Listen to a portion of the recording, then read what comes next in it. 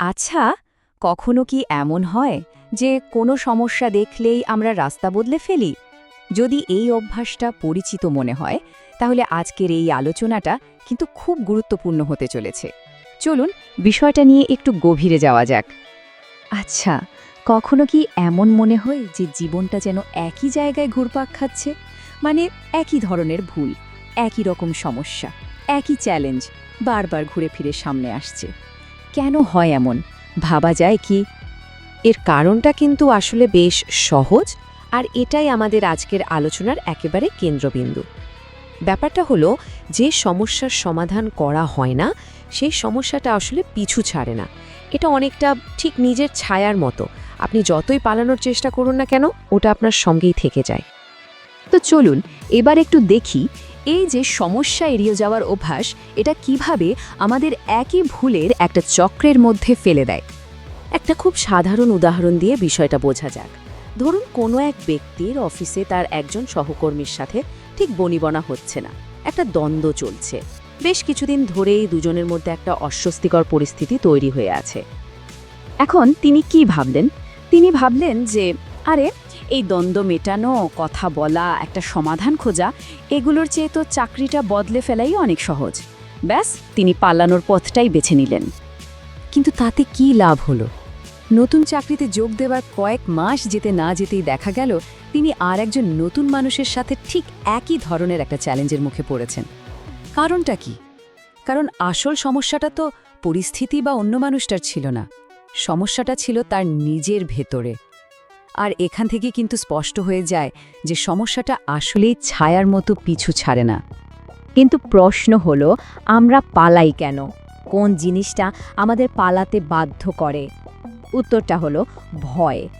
এটা আসলে আমাদের এক ধরনের আত্মরক্ষার কৌশল, যা আমাদের সম্ভাব্য কষ্ট বা অস্বস্তি থেকে দূরে রাখতে চায়, ঠিক যেন এক অদৃশ্য ছায়া। এই যে দুটো পথের তুলনা, এটা দেখলেই ব্যাপারটা আরও পরিষ্কার হয়ে যাবে। যখন পালানোর পথ বেছে নেওয়া হয়, তখন আসলে কি করা হয়?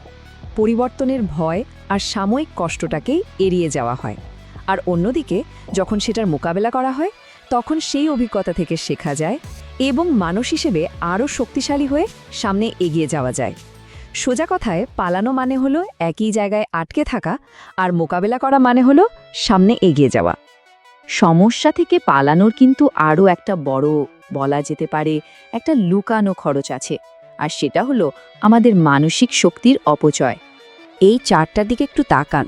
যখন কোনো সমস্যার সমাধান না করে দিনের পর দিন ফেলে রাখা হয়, তখন কি ঘটে? দেখুন, এই যে অমীমাংসিত সমস্যা থেকে তৈরি হওয়া চাপ, এটা আমাদের মানসিক শক্তির একটা বিরাট অংশ দখল করে বসে। ফলে কি হয়?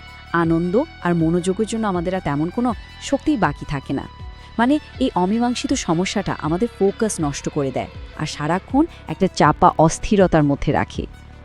আর এখানেই কিন্তু সবচেয়ে গুরুত্বপূর্ণ বিষয়টা লুকিয়ে আছে। আমরা সচরাচর কি ভাবি? ভাবি যে সমস্যার মুখোমুখি হওয়াটা নিশ্চয়ই খুব কষ্টকর হবে, তাই না? কিন্তু আসল সত্যিটা কি জানেন? সত্যিটা হলো, একটা সমস্যাকে দিনের পর দিন এড়িয়ে চলার যে মানসিক চাপ, যে যন্ত্রণা, সেটা ওই সাময়িক অস্বস্তির চেয়ে অনেক অনেক বেশি কষ্টকর। তাহলে এই চক্র থেকে বেরোনোর উপায়টা কি? পথটা কিন্তু আমরা যতটা কঠিন ভাবি ততটা নয়। চলুন এবার দেখি কিভাবে সমাধানের দিকে এগোনো যেতে পারে। প্রথম এবং সবচেয়ে জরুরি ধাপ হলো একটা সিদ্ধান্ত নেওয়া। নিজের ভেতর থেকে খুব শক্তভাবে এটা ঠিক করা যে আর না, আমি আর পালাবো না। এর পরের কাজ হলো সেই ভয়টার মুখোমুখি হওয়া, যেটা এতদিন ধরে আটকে রেখেছিল। আর সবশেষে সক্রিয়ভাবে সমাধানের পথ খোঁজা শুরু করা। আর এই কথাটা কিন্তু খুব শক্তিশালী। যে মুহূর্তে কেউ দৃঢ়ভাবে বলে, যাই হোক, আমি এর সমাধান করবই, ঠিক সেই মুহূর্ত থেকেই কিন্তু একটা অদ্ভুত পরিবর্তন আসে। একটা ভালো লাগা কাজ করতে শুরু করে, কারণ তখন আর নিজেকে পরিস্থিতির শিকার মনে হয় না, বরং চালকের আসনে বসা যায়।